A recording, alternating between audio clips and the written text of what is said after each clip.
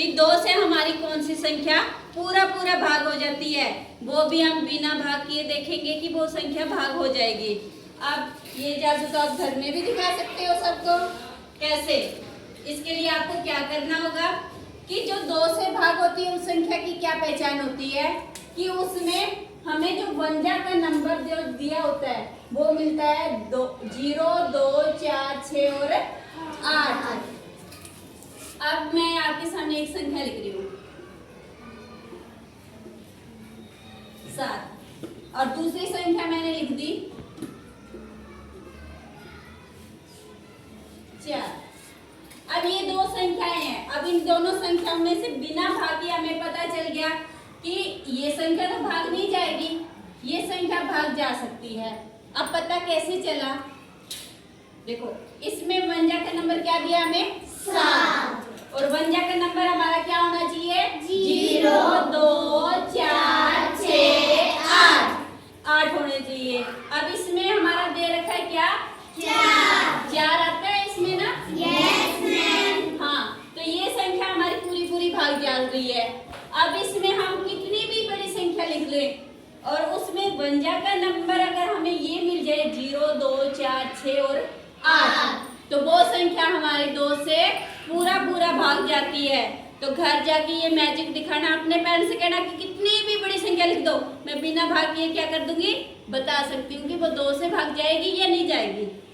और क्या करोगे फिर तुम उसमें वंजा का नंबर चेक करना कि क्या दे रखा है। अगर वंजा के नंबर आपको यही मिलेगा तो वो संख्या पूरी पूरी भाग हो रही है, वरना नहीं होती। 2 से भाग करने का नियम सीख लिया सबने? अब हम जानेंगे कि 3 से कौन सी संख्या है जो बिना भाग किए हमें पता लग जाए कि वो पूरा पूरा भाग जाती है कि नहीं। तो इसके लिए क्या करना होता है, मैं यहाँ पे कोई संख्या लिख रही हूँ जैसे 93,456, ये मैंने संख्या लिखी है। अब इसी संख्या को हम देखेंगे कि ये भाग होती है या नहीं होती। तो इसके लिए हम क्या करेंगे कि इसमें जो हमें ये डिजिट दे रखे हैं इन्हीं डिजिट का हम जोड़ करेंगे। देखो 9 में जोड़ो 3 में 4 के साथ में 5 के साथ में 6। अब इन्हीं ये डिजिट है इनका हम जोड़ करेंगे। 3 और 9 कितना होता है 12। 4 और 5 कितना होता है 9 और ये हमारा 6। अब क्या करेंगे, अब इनका जोड़ करो। 12 और 9 कितने होते हैं 21 और ये 6। अब इनका जोड़ हम करेंगे तो क्या आता है हमारा 27। क्या 27 3 के पहाड़े में आता है? Yes ma'am. यानी ये 3 से भाग होती है ये संख्या। तो इसका मतलब जो ये हमें ये संख्या मिली है ये संख्या क्या है 3 से पूरा पूरा भाग जाती है। अब इसकी डेफिनेशन क्या बनेगी कि दी गई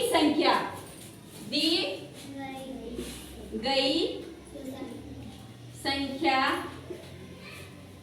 के ये हमारे अंक होते हैं, अंकों का योग का मतलब होता है जोड़। योग अगर 3 से भाग होता है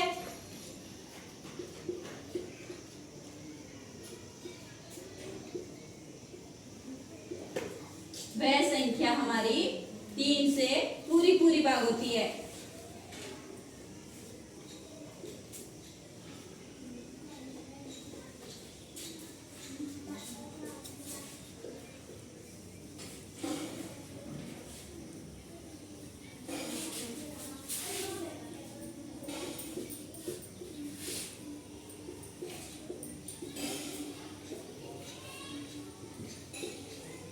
अब याद रहेगा 3 से भाग होने वाली संख्या की क्या पहचान होती है कि वो संख्या जिसके दिए हुए सभी अंकों का जोड़ अगर हमारा 3 से भाग होता है तो वो संख्या 3 से भाग होती है हमारी संख्या। चाहे कितनी भी बड़ी लिख लो। अब ये 1000 में दे रखी थी, लाख लाख में भी हो जाए, चाहे करोड़ में हो जाए, हम इस तरह इसका पता लगा सकते हैं। 3 से भाग करने का नियम सीख लिया? आज अब सीखेंगे हम 4 से। भी 4 से भाग करने का नियम क्या होता है। अब 4 से हम बिना भाग के जानेंगे कि कौन सी संख्या 4 से पूरा भाग हो सकती है। इसके लिए जैसे मैंने ये संख्या लिख दी,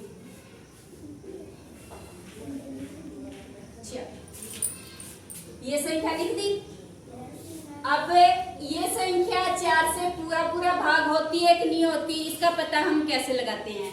इसमें हम इकाई और दहाई यानी वंजा और टेंजा का जो नंबर दिया होता है हमें, हम ये नंबर देखते हैं। इसमें ये क्या नंबर दे रखा है हमें? 84 यानी 84। और ये 84 है, ये 4 से भाग हो सकता है। हो सकता है? अच्छा, 4 से भाग करो तो ये पूरा हमारा भाग गया है। तो इसका मतलब क्या हुआ कि ये जो हमें संख्या दी गई है, तो ये संख्या क्या है? 4 से पूरा भाग होगी। तो 4 से भाग होने वाला संख्या का नियम क्या होता है? दी गई संख्या हमें ये दी गई है, कितनी है? इकाई, दहाई, सैकड़ा, हजार, दर्जन, लाख। 2,46,784। तो ये जो हमें संख्या दे रखी है, दी गई संख्या के इकाई व दहाई का अंक अगर 4 से भाग होता है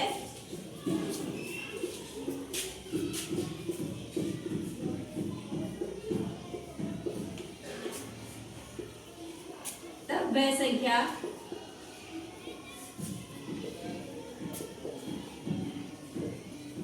चार से पूरी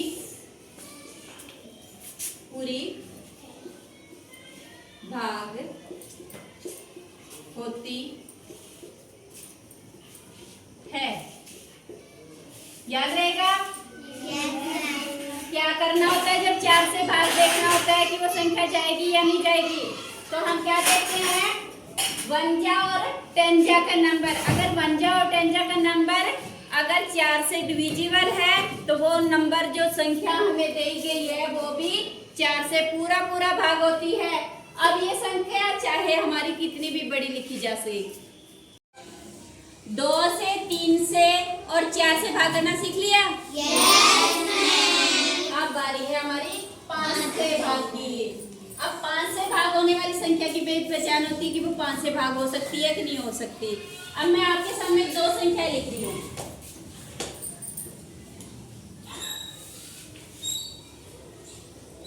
लिख दी? अब नेक्स्ट लिख दूं।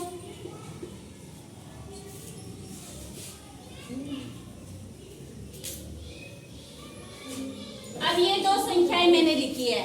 इन दोनों संख्याओं में मैं बताऊं भाग किए बिना कि कौन सी संख्या भाग होगी और कौन सी नहीं होगी। बताओ। ये संख्या भाग होगी और ये नहीं होगी। नेक्स्ट करें। एक संख्या और लिख देती हूँ।